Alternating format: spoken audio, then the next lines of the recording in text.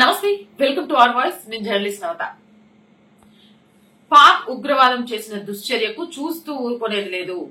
ఈసారి మేమిచ్చే దెబ్బ ఎంత ఘోరంగా ఉంటుందంటే తట్టుకోవడం చాలా కష్టం. భారత ప్రధానమంత్రి నరేంద్ర మోదీ గారు చెప్పిన వ్యాఖ్యలు. నేను మాటిస్తున్నాను, ఇప్పుడు జరిగిన దాడికి కఠినాతి కఠినమైన శిక్ష విధిస్తాం. పుల్వామా దాడి తర్వాత కూడా, పుల్వామా అటాక్ తర్వాత కూడా నరేంద్ర మోదీ ఇలాంటి వ్యాఖ్యలే చేసి ఆ తర్వాత సర్జికల్ స్ట్రైక్ తోటి చుక్కలు చూపించారు. ఈసారి నరేంద్ర మోదీ వేసే వ్యూహాత్మకమైన ఆలోచనలు, అడుగులు, మోదీ కానీ, రాజ్నాథ్ సింగ్ గాని, అజిత్ దోవెల్ గాని, శంకర్ నారాయణన్ గాని, జయశంకర్ గారు గాని, వీళ్ళందరినీ ఎలాగైతే కలుపుకొని ఒక వ్యూహాత్మకమైన అడుగులు వేస్తున్నట్టుగా తెలుస్తుంది. ఆ అడుగులు ఎలా ఉంటాయంటే, త్వరలోనే ప్రపంచ చిత్రపటంలో పాకిస్తాన్ అనేది మిస్ అవుతుంది అని చెప్తున్నారు. అంతేకాదు, భారత్ కొన్ని సంచలన నిర్ణయాలను కూడా తీసుకుంది. 1960 నాటి సింధు నది జలాల ఒప్పందాన్ని నిలిపివేశారు. అలాగే అటారీలోని ఇంటిగ్రేటెడ్ చెక్ పోస్ట్ ని తక్షణమే మూసివేయనున్నారు. సార్క్ వీసా ద్వారా భారత్ లోకి ప్రవేశించిన వారు 48 గంటల్లో దేశం విడిచి వెళ్లాలని ప్రకటించారు. ఇక జమ్మూ కాశ్మీర్ అనంతనాగ్ జిల్లా పహల్గామ్ లో ఉగ్రమూకలు జరిపిన మారణ హోమానికి భారత్ సంచలన నిర్ణయాలు తీసుకుంది. పహల్గామ్ ఉగ్రదాడి నేపథ్యంలో పాకిస్తాన్ తీరుపై భారత్ తీవ్రంగా స్పందించింది.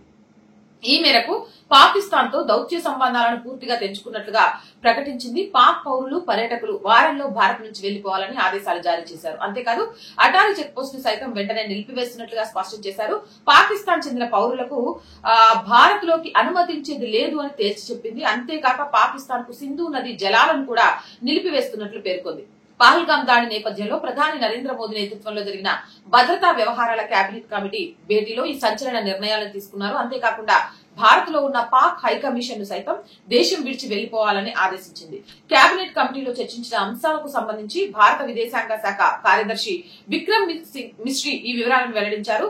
పహల్గామ్ దాడిపై ప్రధాని మోడీ, కేంద్ర హోంమంత్రి అమిత్ షా, రక్షణ మంత్రి రాజ్నాథ్ సింగ్ తీవ్రంగా స్పందించారు. త్వరలోనే ప్రపంచం ఆశ్చర్యపోయే విధంగా ఉగ్రమూకలకు బదులు చేస్తామని స్పష్టం చేశారు. ఏదేమైనా ఈసారి ఈ అంశాన్ని అంత ఈజీగా తీసుకోవట్లేదని ఇప్పటికే రష్యా, జపాన్, అలాగే అమెరికా లాంటి దేశాల విదేశీ వ్యవహారాల శాఖ మంత్రులతో కూర్చొని భేటీ అయిన తర్వాత చాలా పెద్ద ఎత్తులలో ప్రధాని నరేంద్ర మోదీ ఆలోచనలు చేస్తున్నారని, దానికి సంబంధించి ఏదో జరుగుతోంది, అది మాత్రం చాలా కఠినంగా పాకిస్తాన్ చేసిన తప్పుకు భారీ ఎత్తులో మూల్యం చెల్లించుకునే పరిస్థితి వస్తుంది.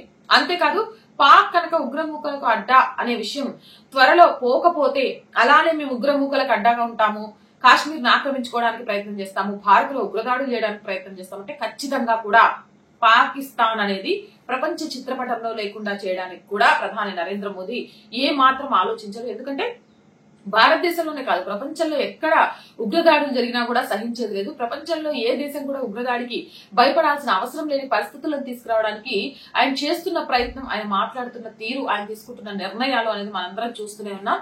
ఏదేమైనా త్వరలోనే అలాంటి జరగాలని మనస్ఫూర్తిగా కోరుకుందాం. మరి మీరేమంటారు? కామెంట్ సెక్షన్ లో పెట్టేయండి. మోర్ వీడియోస్ కోసం ఛానల్ వెంటనే సబ్స్క్రైబ్ చేయండి. అండ్ ఆర్థికంగా ఆ వాయిస్ కి చేయడం అనేవ్వండి. ఆర్థికంగా సపోర్ట్ చేయాలనుకుంటే సబ్స్క్రిప్షన్ పక్కన జాయిన్ అనే బటన్ ఉంది. 1 to 5 లెవెల్స్ ఉంటాయి. ఏదో ఒక లెవెల్ లో సపోర్ట్ చేయండి. లేదా స్క్రీన్ మీద గూగుల్ పే, ఫోన్ పే తో పాటు అకౌంట్ డీటెయిల్స్ ఉన్నాయి, అలా అయినా సపోర్ట్ చేయొచ్చు.